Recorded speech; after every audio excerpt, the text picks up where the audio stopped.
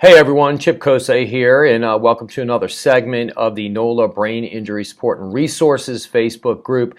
Today, I would like to speak with you about alteration of consciousness. Now, this is a problem whether your loved one or yourself that has been involved in a traumatic brain injury accident is involved in litigation or not, because it's one of the most frequently overlooked things.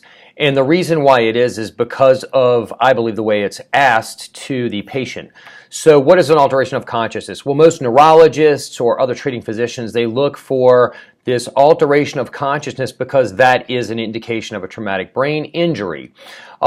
Many physicians erroneously rely on a head strike or something of that matter, which you don't have to have. If you have an acceleration, deceleration event from like a rear-end collision, it's sufficient to do it. But the biggest problem is the way people ask it, like in the emergency room or even neurologists that are trained to screen this stuff.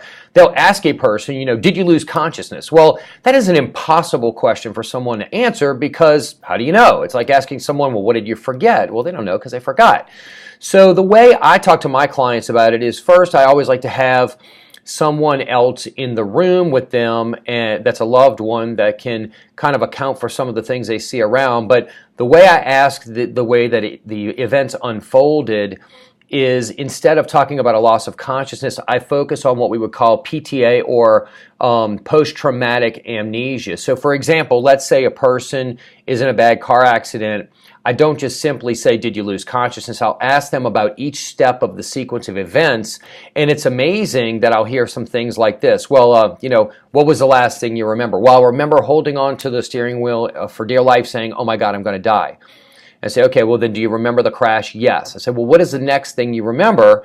And they'll talk about, the lady that hit them, knocking on their window, asking them, ma'am, are you okay? Are you okay?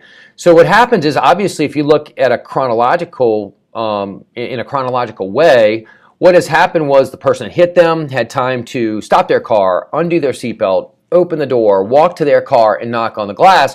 So is it 10 seconds, a minute? Who knows? But there is a sliver of time, and that's what I always focus on. There's a sliver of time that the injured person cannot account for, and that is a proper alteration of consciousness. So before going to any sort of neurologist or even in the ER, if you have a loved one or if you were the loved one, it's always important to talk to the person that was involved in the accident and go through that sequence of events with them so that you can find out if there's something that they can't say for certain, but the events and how they unfolded are an indication of that. That will assist you in giving a better history to the treating physician, which then will result in a better diagnosis and treatment plan as to how your loved one can make the best possible recovery. I hope this information helps, and we'll talk again soon. Thank you.